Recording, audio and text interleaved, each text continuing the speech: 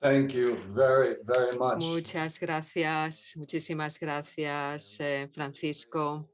Estoy muy, muy agradecido por la invitación. Como decimos en mi país, kia ora. I thank the organizers of Le doy this las gracias a los important event organizadores for de their este invitation. importante congreso por la So invitación I will a now estar share aquí my hoy. screen. Ahora voy a compartir mi So you can see escritorio my face con on vosotros the screen, and I hope you can now see y the slides. espero que ahora se puedan ver las diapositivas I en have este included momento. two He maps incluido in dos this first mapas en slide. esta primera Where diapositiva New Zealand para que is. veáis dónde se encuentra New Nueva Zealand, Zelanda. as you can see, is a very Como beautiful podéis ver, country Nueva located at the Zelanda bottom in es the un país southwest que corner está of the Pacific. muy, muy, muy al sur del Pacífico. We are very En el isolated. Pacífico, en el Consequently, sudoeste del our Pacífico. database is Estamos en very, un very lugar low. We muy measure remoto, por tanto, cases los of índices de cases contagio del in the border COVID-19 son muy control area. bajos So we have y very good las zonas, coordination las áreas están with muy New controladas. Zealand Hemos tenido mucha for suerte. travel. Desafortunadamente, esto también significa que no Doing podemos so viajar en gran medida y cuando lo hacemos es muy difícil volver, regresar. Y echo muchísimo de menos la posibilidad de estar con todos vosotros en persona, dado que España es uno de los países más bonitos, más hermosos que he visitado y me encantaría tener la oportunidad de poder ir allí. Además, he vivido en los Estados Unidos, en California, durante algunos años y es allí donde aprendí algo de español para poder comunicarme con mis clientes, con el personal allí. Y os doy las gracias a todos por vuestra paciencia, puesto que voy a hacer la presentación en inglés. El año pasado he empezado una investigación y a escribir también un libro que se titula Los orígenes de los cuidados sociales y el trabajo social. Espero que la traductora traduzca como cuidados y no como asistencia exactamente. Traducimos como cuidado social y trabajo social, creación de un futuro global. Es el título del libro que llegará al editor en su totalidad en septiembre. Este proyecto me ha llevado a hacer una investigación fascinante por lo que respecta a la historia del cuidado social y el trabajo social y es por eso que he elegido ese tema para mi presentación de hoy. En general, cuando hablamos de trabajo social internacional, solemos oír hablar de cómo se practica el trabajo social en el país A, en la región B o con la población C. Sin embargo, bueno, ocasionalmente también se puede hablar de problemas transnacionales como la migración, los refugiados, los migrantes, el cambio climático, etcétera. También sabemos de los esfuerzos realizados por los países occidentales a la hora de desarrollar el trabajo social en algunos países en desarrollo o en vías de desarrollo, pero debemos plantearnos si esto es simplemente una réplica del colonialismo en esos países en desarrollo. Yo creo que una cuestión importante para la disciplina del trabajo social en la actualidad es si podemos llegar a un acuerdo por lo que respecta a una respuesta unificada y global a los retos de la opresión socioeconómica, las injusticias y las desigualdades del mundo. Mi formación, mi experiencia se ha dado también en el trabajo social internacional. He trabajado como consultor para la UNICEF, para la Organización Mundial de la Salud, para UNAIDS, para el Secretariado de la Comunidad del Pacífico y otras organizaciones del Pacífico y de Asia. Asimismo, he trabajado durante muchos años en los consejos de la Asociación del Asia-Pacífico, también para el trabajo social en educación, también en la Asociación Internacional de Escuelas de Trabajo Social, además de haber realizado en comités y en distintos grupos de trabajo que contribuyeron a la definición global de 2014 de trabajo social y a la Declaración Global de Trabajo Social sobre Principios Éticos, que son documentos importantes para el trabajo social internacional hoy en día. Todo ello me ha llevado a la cuestión de si el trabajo social puede ser una profesión global. He tenido el privilegio de poder escuchar y aprender de profesionales, educadores, investigadores de trabajo social de todo el mundo, y yo creo que esta cuestión es posiblemente una de las que plantea más retos en nuestra profesión hoy en día. El trabajo social, sin duda, es una de las disciplinas más fundamentales internacional, y creo que, bueno, siempre viene informada por la práctica y la cultura local. Es informada también por nuestras maneras de comprender e interpretar el conocimiento. Como gay, estoy muy familiarizado con detectar y viajar por los extremos de las distintas epistemologías. Estoy acostumbrado a ser a la vez y a estar a la vez dentro y fuera. El trabajo social para mí es una disciplina muy apreciada. La amo enormemente porque es la más humana, porque requiere una relación genuina entre clientes y profesionales. El trabajo que nosotros hacemos es muy significativo, puesto que los trabajadores sociales son responsables de trabajar con las personas más vulnerabilizadas y marginalizadas de todo el mundo. Y es lo que yo hago o intento hacer. Nuestro trabajo es muy importante como educadores, investigadores y también como profesionales en el terreno. Los orígenes del trabajo social y del cuidado social en todas las culturas son antiguos.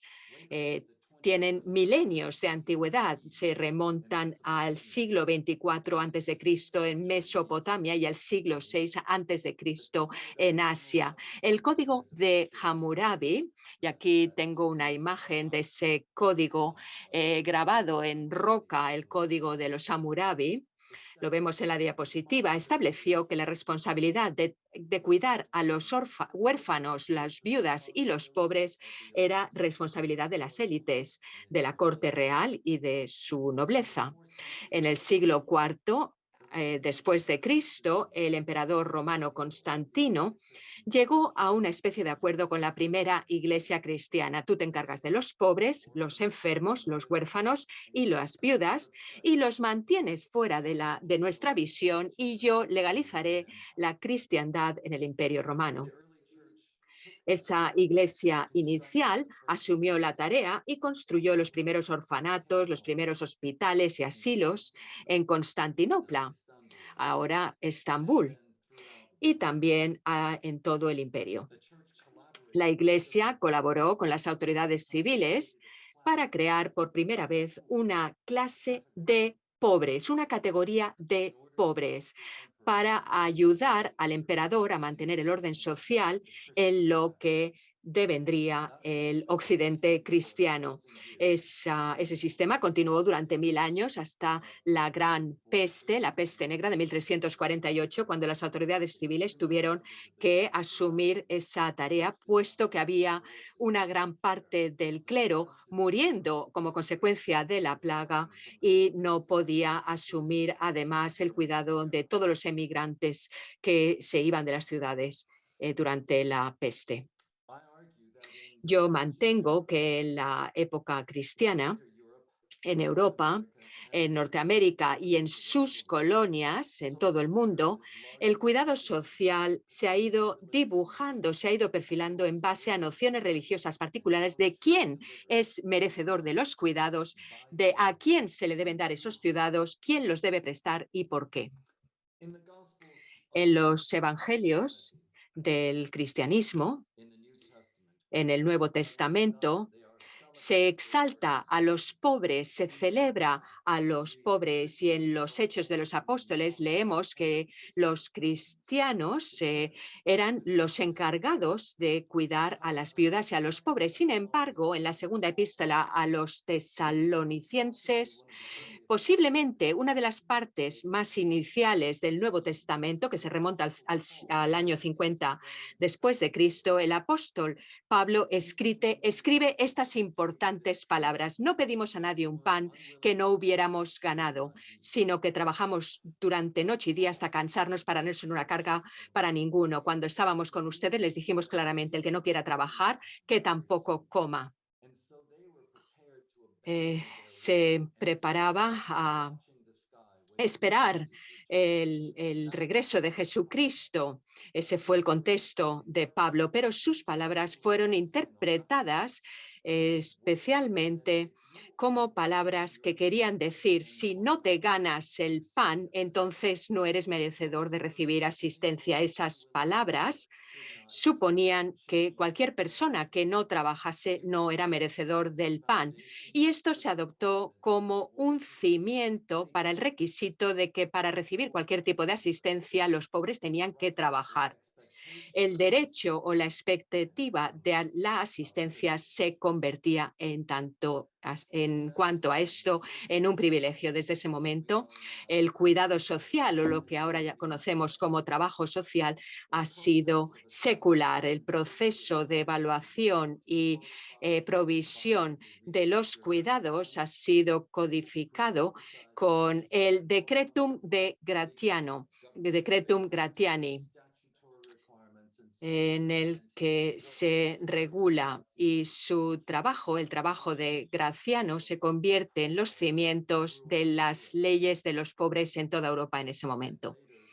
Y después también se mantiene que cualquier persona que necesitase asistencia pública tenía que ser merecedora de dicha asistencia. Ese requisito aparece también en el catolicismo medieval y más tarde en las teologías protestantes y perdura hoy en día en la mayoría de los países, particularmente en aquellos países que viven bajo el dominio neoliberal.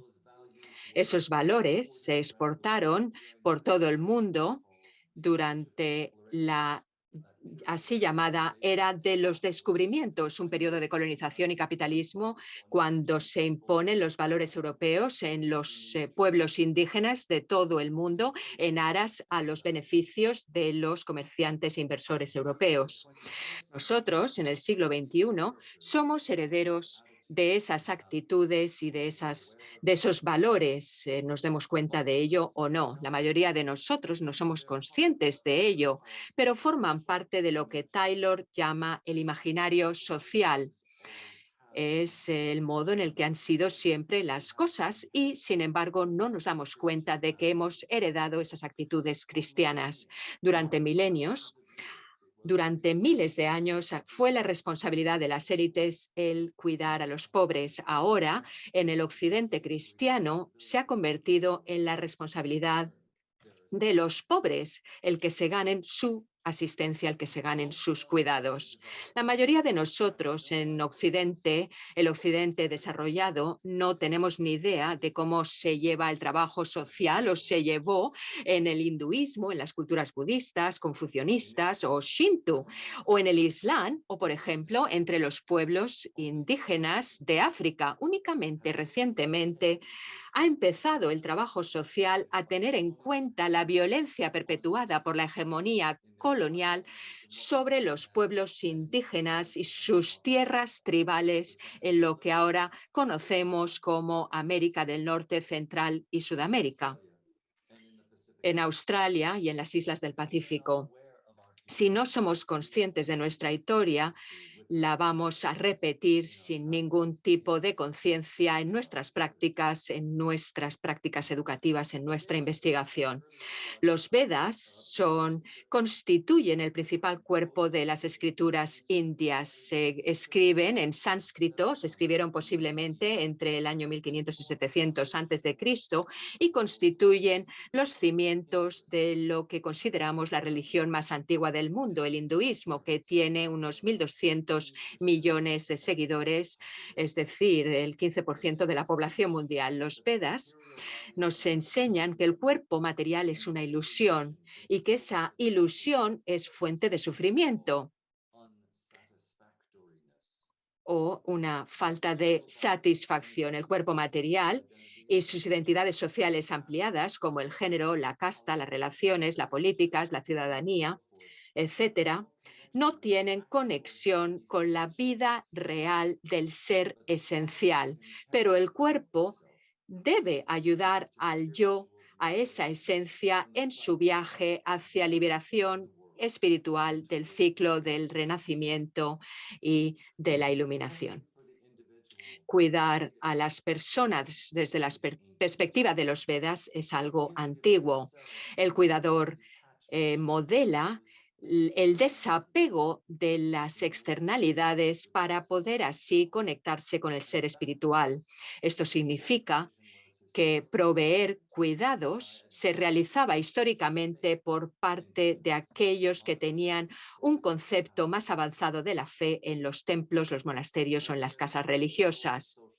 Como en la mayoría de los modelos del cuidado social, el cuidador se encuentra con la persona a la que cuida allí donde están. Y si están hambrientos, deben ser alimentados. Si están desnudos, deben ser vestidos. Proveyendo esos cuidados, la persona cuidadora se da cuenta de que llega a la verdadera fuente de su ser esencial, ayudándole así a emanciparse también de las externalidades. En el sudeste asiático, los hindús, los sikhs, tienen una comprensión diferente de la pobreza. Cuando yo estuve en Delhi hace 2 años, antes del COVID, tuve la oportunidad de hacer una visita a un templo de los sikhs.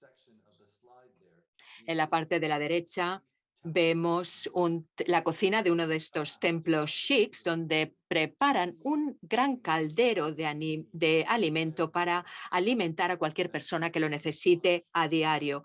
Yo me quedé sorprendidísimo de la cantidad de arroz, de sopa, de pan que proporcionan en estas cocinas.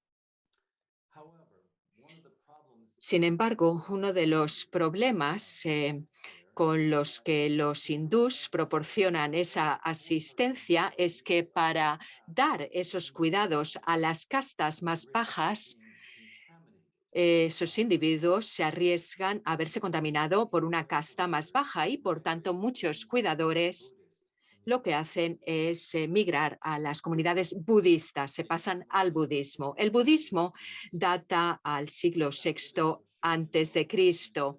Fue fundado, como sabréis, por el príncipe Siddhartha Gautama Buda, una asceta que llegaría a convertirse en el Buda, el iluminado, como sucede en el hinduismo. El enfoque budista a los pobres supone no tener ningún tipo de apego a lo material, de este mundo, y con ello te liberas del deseo de lo material y abres la posibilidad de conseguir la emancipación o la libertad con respecto al sufrimiento, superando esas emociones humanas básicas que son las que causan problemas, emociones como la envidia, el odio. En India y en el sudeste asiático, el emperador Ashoka se convirtió al budismo tras una gran batalla en el siglo II después de Cristo y fue el responsable de expandir el budismo por todo el sudeste asiático, dando lugar a la primera construcción de hospitales para trabajar para el bienestar de los ancianos y los pobres. Aquí tenemos una estatua del Buda construida en roca. Estos hospitales se dedicaron al bienestar de los pobres y bueno, aquí lo vemos cómo está registrado, ¿no? En esta tableta en la parte izquierda de la diapositiva. En ese mismo periodo, Kun Tzu, más conocido como Confucio, y su contemporáneo, Lao Tzu, defendieron una perspectiva relacional del orden social. Cada persona conocía su lugar y estaba en relación con la persona política o social por encima o por debajo. De este modo se creaba una armonía social y se mantenía y todos cuidaban de sus familias. Estos cuidados mutuos promovían la estabilidad social. Cumplir el papel social y tus propias relaciones evitaba la pobreza. La perspectiva de Confucio es la contraria a la de la jerarquía de Maslow de necesidades. Responder a la pobreza no solo se centra en responder a las necesidades físicas básicas, sino en afirmar el valor de la persona desde una perspectiva holística en el contexto de sus propias relaciones. Y esto es algo que en Occidente no hemos entendido muy bien. En el sistema del confucianismo es responsabilidad de la autoridad gobernante el garantizar la armonía social, minimizando la brecha entre los ricos y los pobres. De este modo se mantiene la estabilidad social. De modo similar, el taoísmo de Lao Tzu refuerza el equilibrio y la interconexión del individuo con las instituciones sociales. Estas nociones de relación, interdependencia, interconexión están muy lejos, de los valores occidentales de independencia, autonomía, individualismo y su respuesta a los pobres. En nuestras culturas está marcada por esos supuestos. Podemos ver que juntos la interconexión crea mejores posibilidades frente al aislamiento de los individuos y la lejanía entre unos y otros.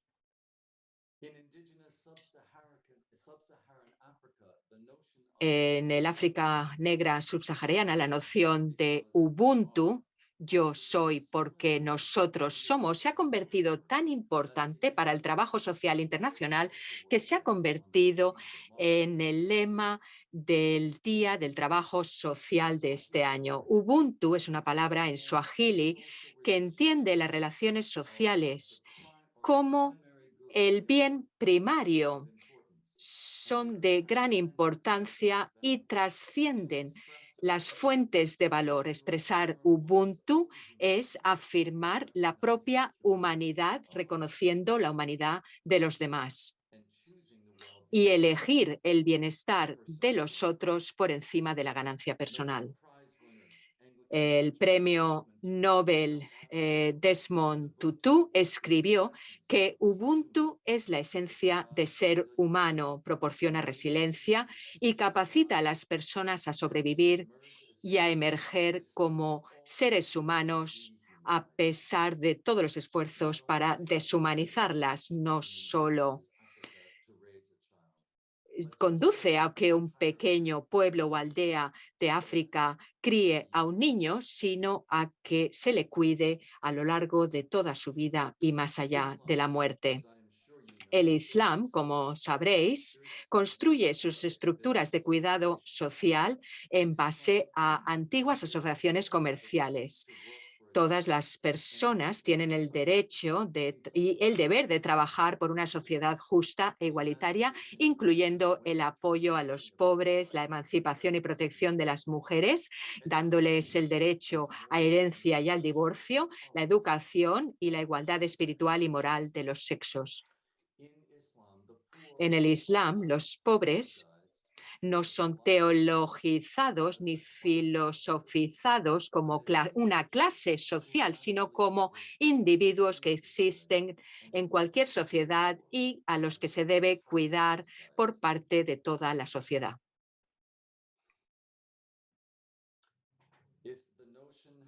La noción del Islam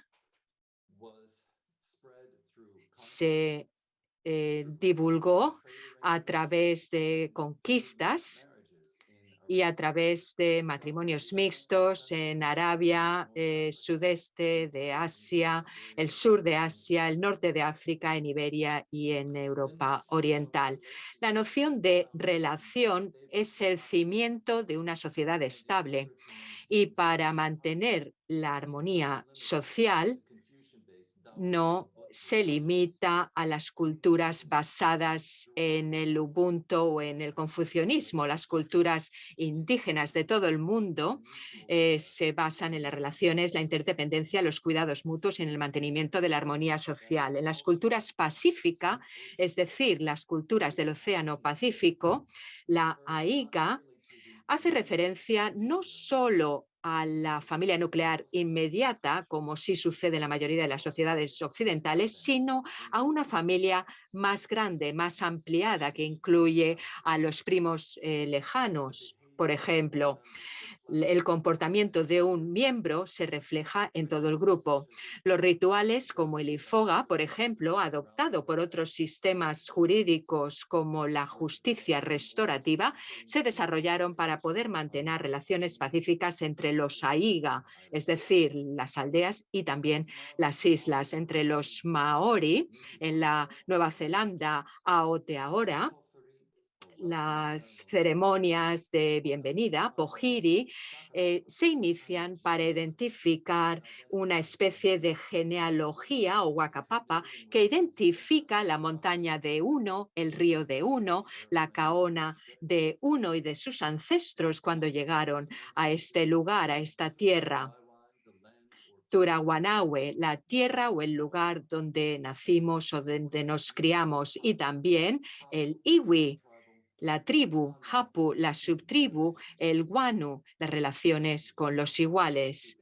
Gracias a la traductora por nombrar estas palabras maorí.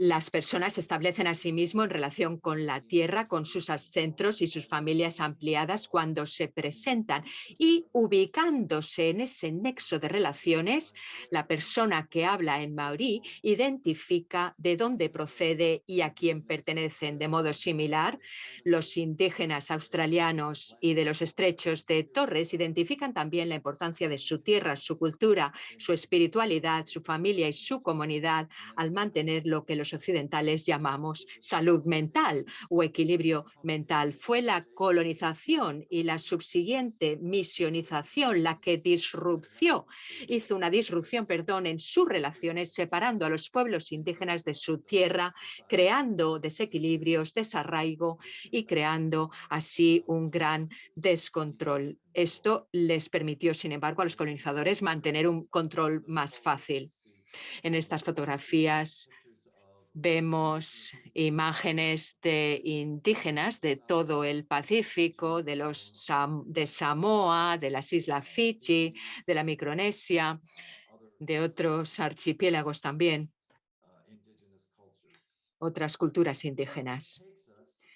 Esto nos lleva a Nueva Zelanda, a Aotearoa. Se me ha pedido que hable de lo que sucede en Aotearoa, Nueva Zelanda. Por tanto, voy a hacer un inciso, una breve pausa para ello.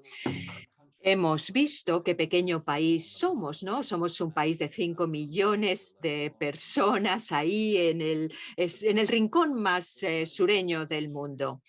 Los británicos en el siglo XIX llegaron en el siglo XIX, pero los maorí llegaron entre el siglo VIII y el X y se constituyeron como el pueblo indígena de Nueva Zelanda. Para resumir una historia muy complicada con brevedad, en 1840 los británicos y los indígenas maorí crearon Te Tiriti, o el tratado que formalizaba su relación, en Waitangi, el lugar donde se firmó este tratado.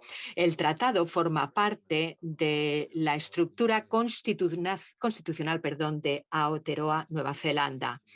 Aotearoa significa la tierra de la nube que viaja largo. Es el nombre que dan los indígenas a todo el país, Aotearoa, Nueva Zelanda.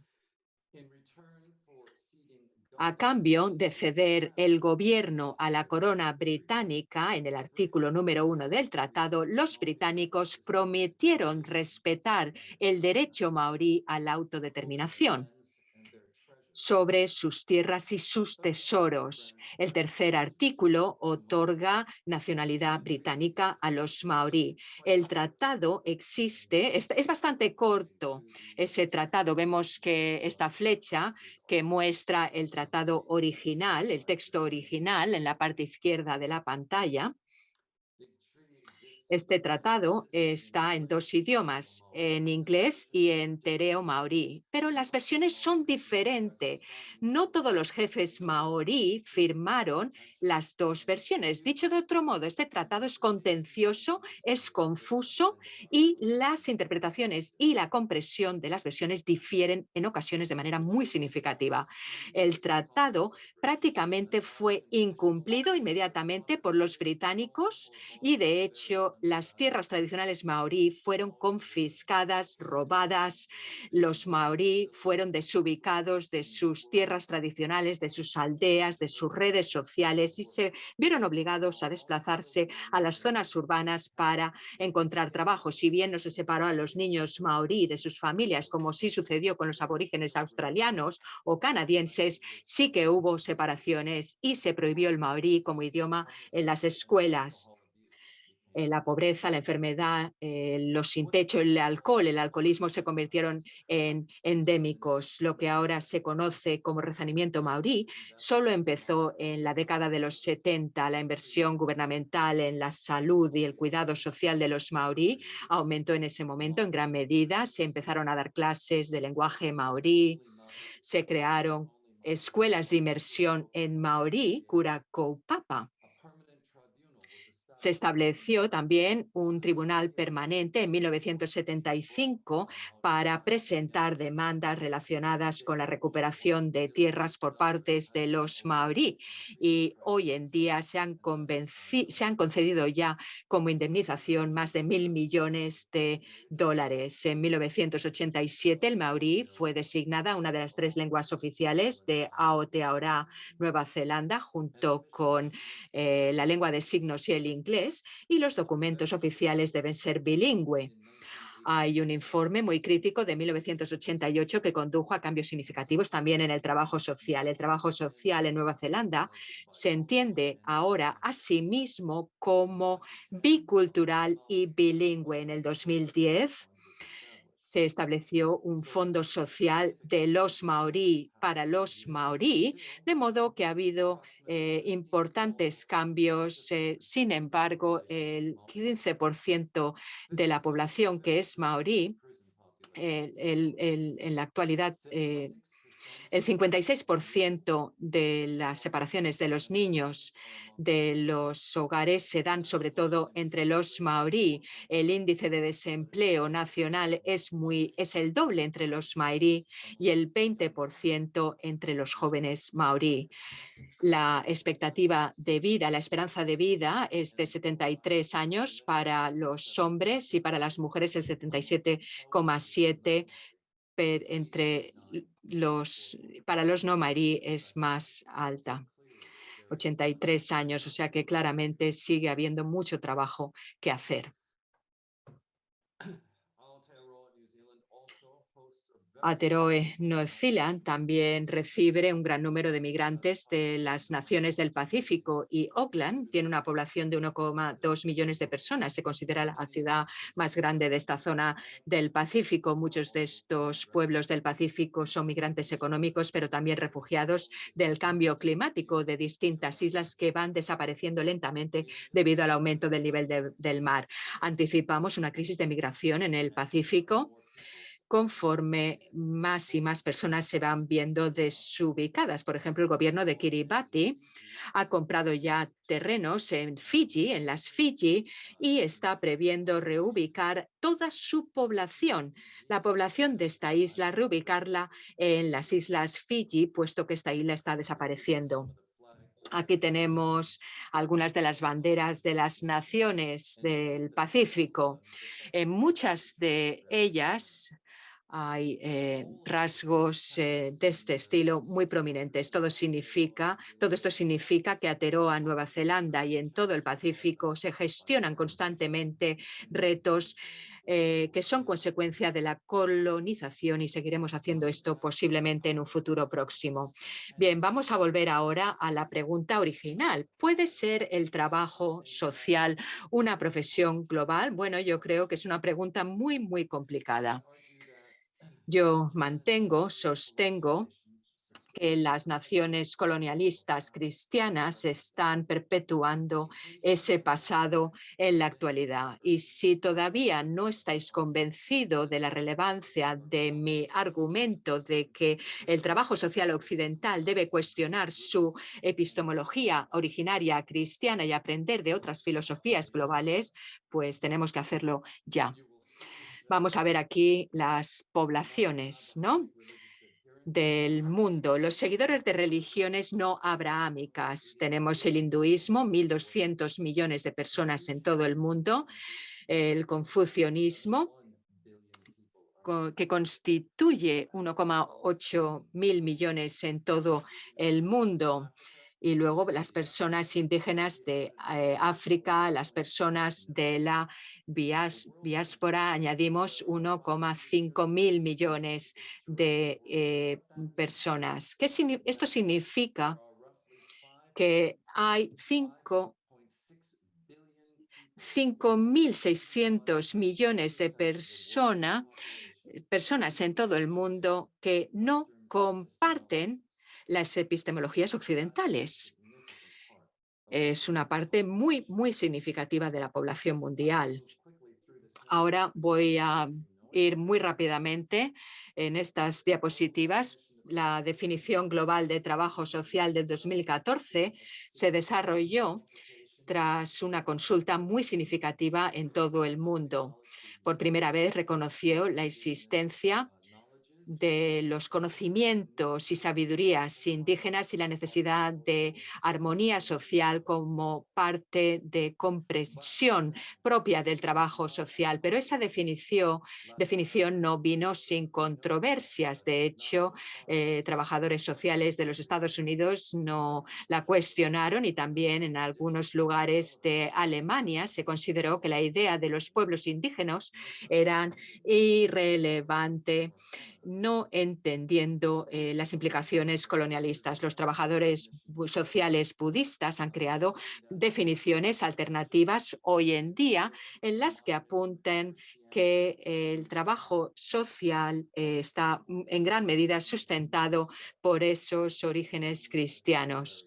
Pero estamos hablando de una fase en la que la crítica y las epistemologías deben ser desafiadas para llegar a una definición totalmente, puramente global. Otra parte de la pregunta es la siguiente. ¿Puede ser el trabajo social una profesión global? ¿Puede ser una profesión frente a una disciplina o ocupación? Bueno, hay muchas definiciones de profesión. No voy a agotar vuestra paciencia, pero en mi lista los atributos son estos. Incluyen definir un propósito altruista, tener unas habilidades especializadas, valores compartidos y una ética, un alto grado de responsabilidad y autonomía en la toma de decisiones, asociación de autogobernanza, responsabilidad frente a otros y reconocimiento político como grupo profesional específico.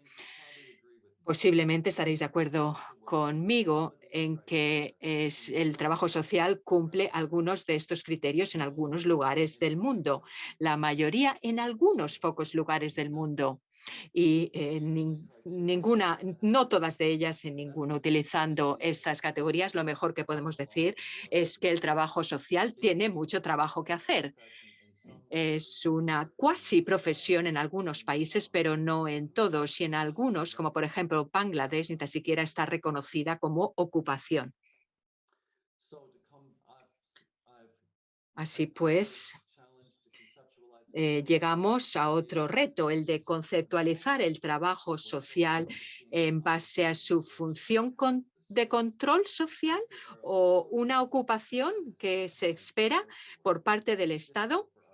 Es difícil que podamos hablar nosotros de emancipación y de autorrealización cuando trabajamos de una manera no plena de parte de las organizaciones estatales.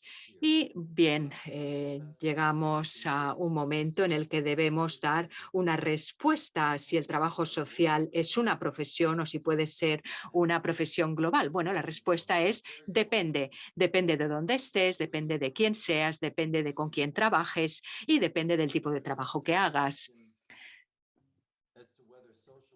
Si el trabajo social es una profesión global, bueno, tenemos cuatro opciones. En primer lugar, podemos mantener el sistema actual, donde el trabajo social se reconoce bien como ocupación o como profesión, si está regulado en unos lugares o en otros no, en base al contexto político, es decir, abandonar la noción de una profesión global, al menos por el momento. También podríamos reconceptualizar la noción de profesión para permitir a los profesionales de la normativa de los estados que proporcionen una reglamentación liderada por profesionales del trabajo social cualificado.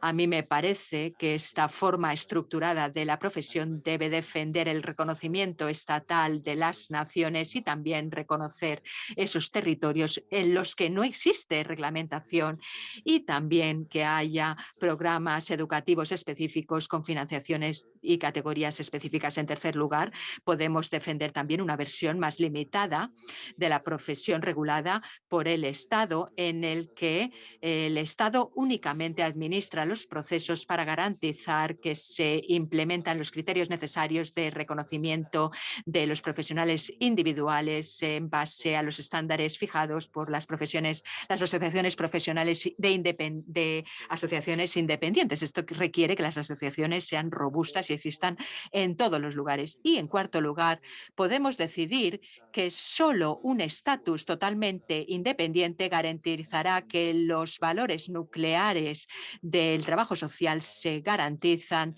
para los que necesitan el trabajo y los cuidados y reclamamos la autonomía a la entidad normativa de los estados, lo que en la mayoría de las instancias requiere de cambios normativos y avances en el desarrollo de los recursos para gestionar la profesión necesariamente y donde nosotros debemos fijar estándares para nosotros mismos. Esto sería bien recibido por los pueblos indígenas que quieren mantener cierta distancia con respecto a las entidades reguladoras, pero también será muy difícil. Quizá haya otras posibilidades que puedan sugerir otros más inteligentes que yo.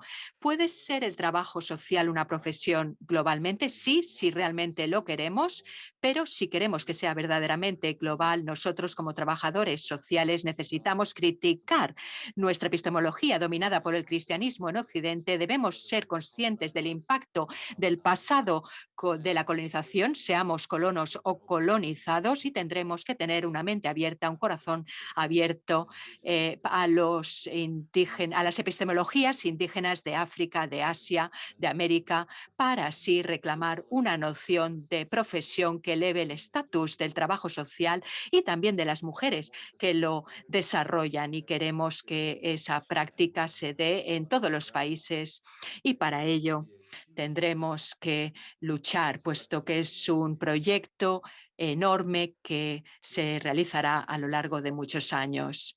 Kiara Tagua, Miki Wiki Kiatua. Muchas gracias. Thank you.